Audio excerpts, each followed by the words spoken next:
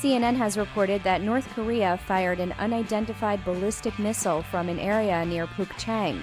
South Korean officials said that the missile flew over 300 miles east and that their military is closely monitoring North Korea and maintaining readiness posture.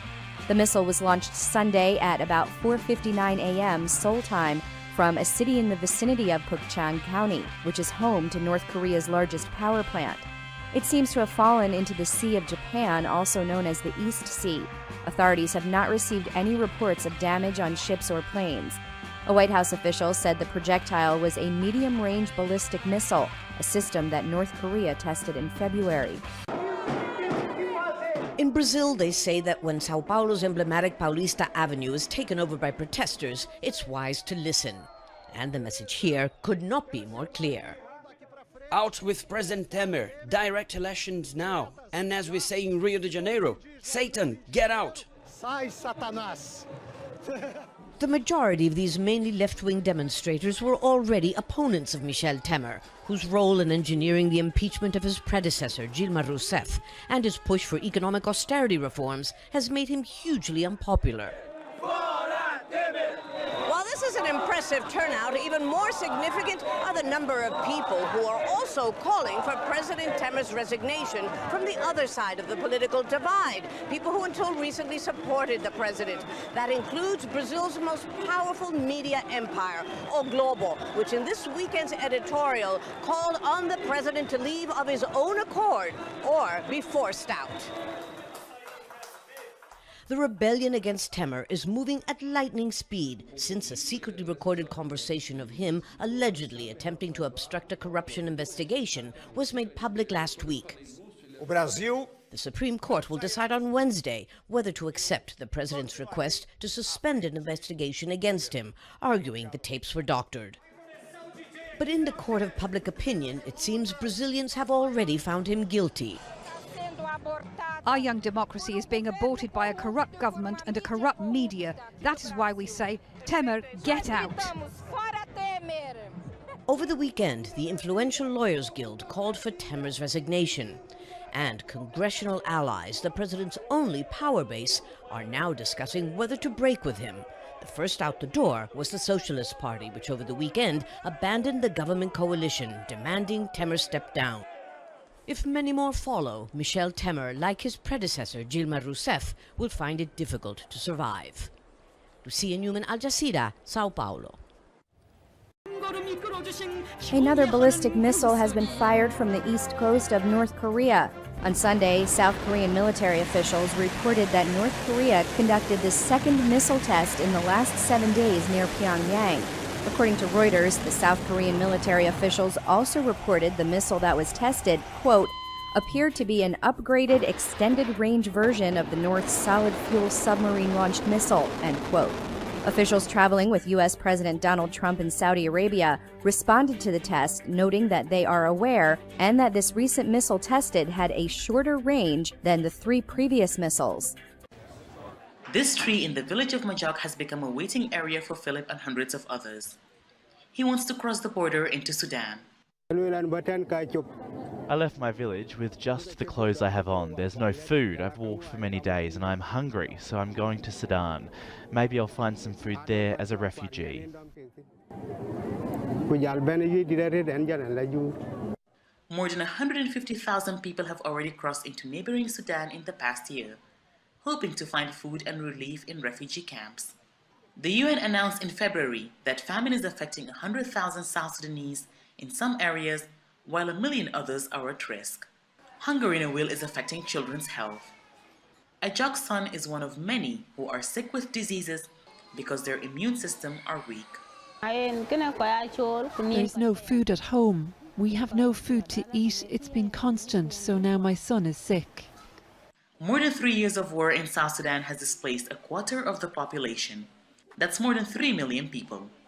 The economy is crippled, including in areas where there is no fighting. Many families can't afford to buy food, even when it's available. Aid organizations say the crisis is costing lives. But in emergency first aid, there is a mortality rate. Yes, can be is an emergency threshold. As I say, there is a severe lack of food and the mortality rate is there. We need to guarantee continuity at the humanitarian actors to access. There is a high need for traders to access the market and to furnish the market with food. Leaving home has become the only options for many desperate people. Hundreds of people have ended up here because of hunger, waiting to cross over to Sudan and become refugees. Some of them say they left their family members behind as they made the days-long journey to escape starvation. Disaster relief coordinators in a wheel say at least 12 people have died of hunger since the beginning of the year. Some are eating wild fruits to survive, as aid organizations struggle to reach everyone. We don't have NGOs here who are operating here. The people, they just only to feed themselves in the forest, like wild fruits and something like that. For Philip and others, wild fruit isn't enough to eat, so they sit here and wait, hoping for relief, one way or another. Heba Morgan, Al Jazeera, Majok, South Sudan. It appears that Pope Francis plans to elevate 5 Roman Catholic prelates to the rank cardinal, none of which are from Italy or the Vatican. These people will become members of an elite group of churchmen who are his closest advisors and will be able to enter a conclave to choose his successor.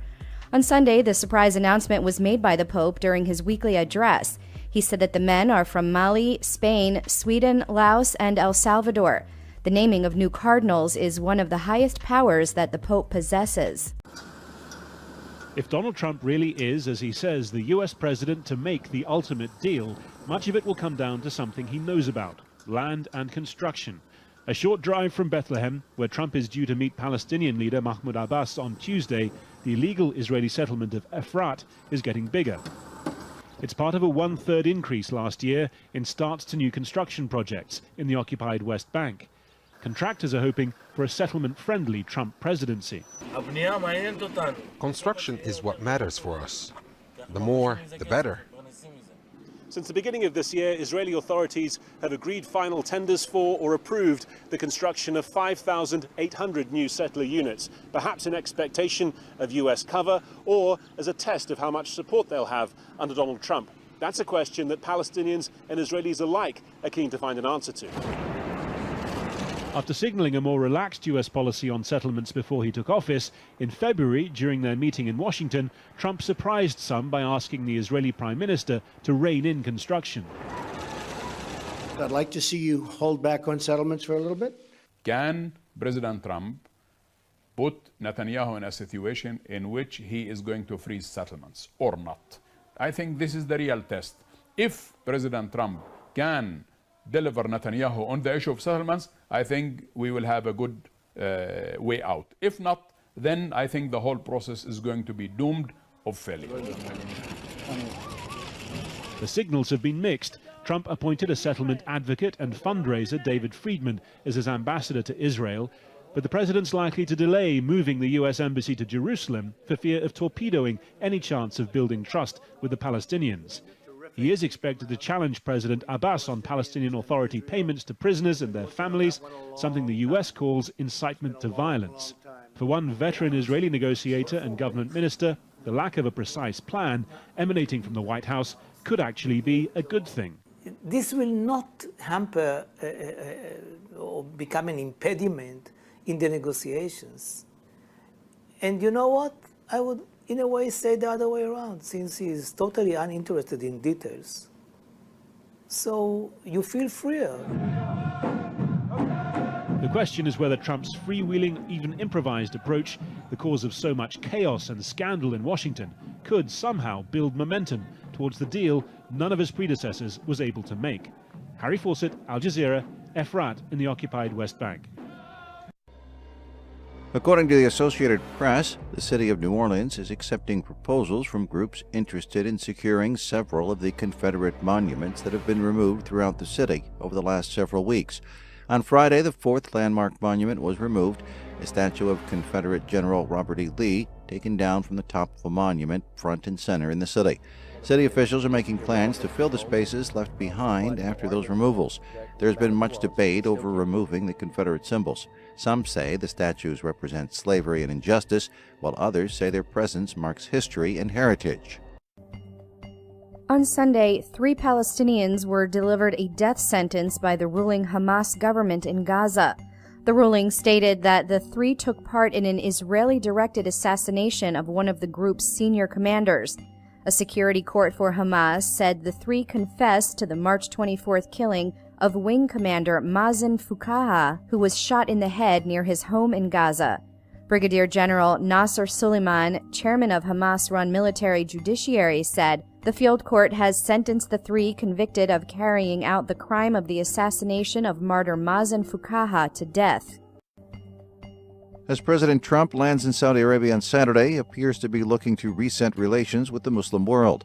It is his first stop abroad as president in the country that is home to the 2 holiest Muslim sites. His top aides have described the trip as an overtly symbolic gesture. On Sunday, he will deliver a speech to leaders of 50 Muslim countries to outline his vision for U.S.-Muslim relations. Beneath the pageantry and symbolism, however, remains the sting that billions of Muslims around the world felt after American voters elected Trump. As candidate, he called for a total and complete shutdown of Muslims entering the United States. He floated the idea of surveilling U.S. mosques, and he warned that Muslim refugees represented a national security threat. Air Force One touched down at Riyadh, marking Trump's first overseas trip. King Salman bin Abdulaziz has personally welcomed the U.S. president at the airport. Trump is getting a full Gulf-style cultural experience, staying in one of the most luxurious royal palaces in the capital, Arabian coffee, and receiving the highest honorary order of the kingdom.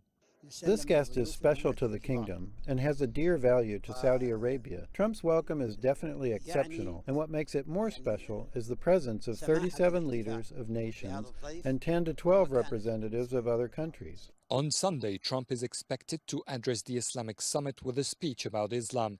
As a candidate has been critical of Islam, officials warned that a continuation of his sharp tone against the religion would not help him or them in fighting terrorism. When people judge all Muslims based on some terrorist acts, they're standing in another extremist position. That leads to Islamophobia, which is the other face of the extremism coin, and it fuels terrorist ideologies.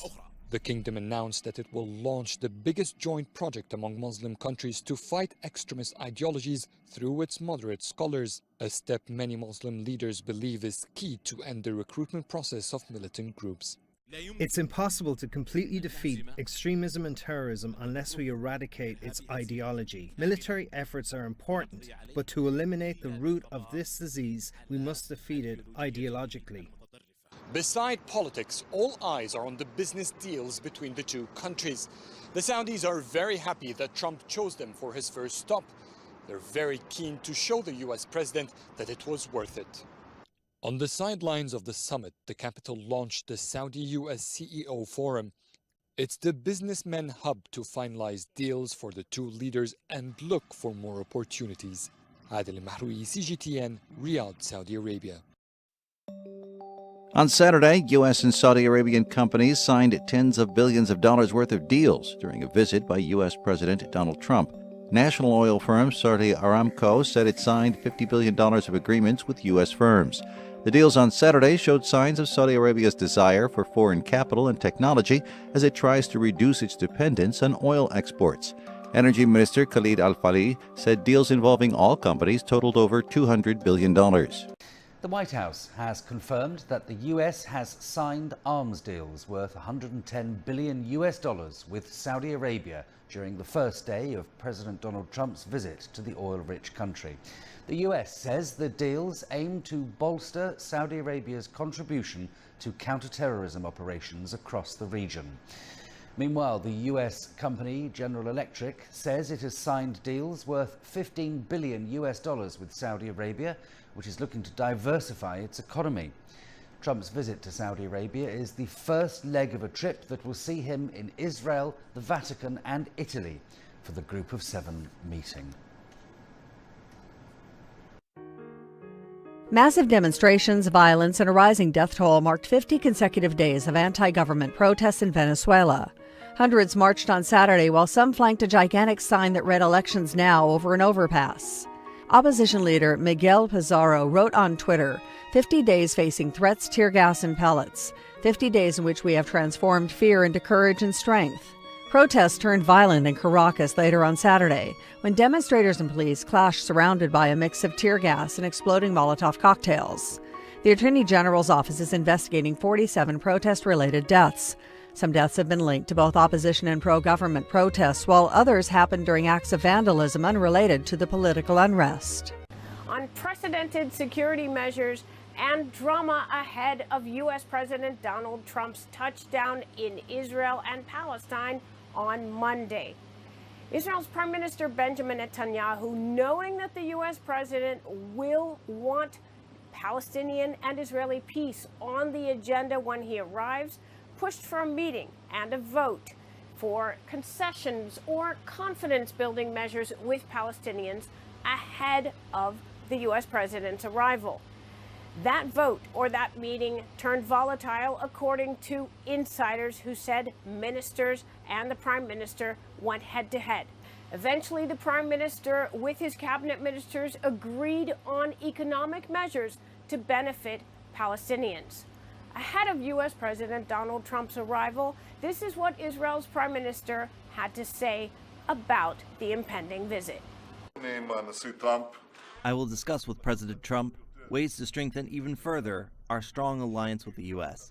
We will strengthen security ties, which are strengthening daily, and we will discuss ways to advance peace. U.S. President Donald Trump arrives in Israel on Monday, where he will meet with Israeli officials, including Israel's Prime Minister Benjamin Netanyahu. On Tuesday, he travels to Bethlehem, where he meets Palestinian President Mahmoud Abbas. Stephanie Fried, CGTN, Tel Aviv. These protesters in the southern port city of Aden are demanding what they call liberation from the north. It's the second mass protest supporting southern secession this month. We want to send out a message. The South is united, our commanders are united, and the people are united. We want to convey this message to Sana'a and to its parties and gangs.